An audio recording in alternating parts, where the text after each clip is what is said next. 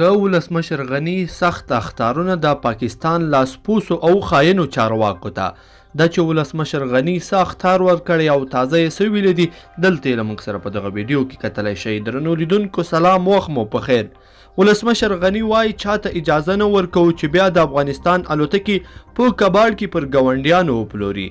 ولسمشر غني پرون سهار د کاپیسا د عمومي امنیتي وضعیت د ارزولو په موخه دې ولایت ته سفر وکړ او هلته یې له سیمه ییزو مسؤلینو، قومي مشرانو او خلکو سره وکتل.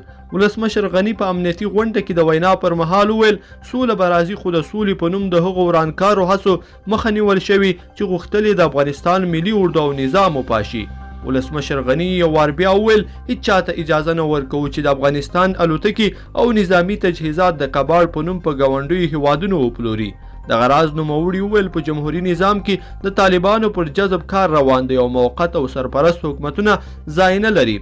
ولسمشر غني ګاونډیو هیوادونو ته د نظامي تجهیزاتو د کباړ دغه موضوع داسې مهال مطرح کوي چې همدا نن په ټولنیزو رسنیو کې فعالان د ډاکټر نجیب الله د حکومت پر مهال پر جلال آباد ښار کې د پاکستاني ملیشو د مجاهدینو د ګډ برید د 31 کلونو پوره کېدو په مناسبت کمپاین پیل کړی دی او پر پاکستان د افغانستان د نظامي تجهیزاتو پلورونکي غندلي دي.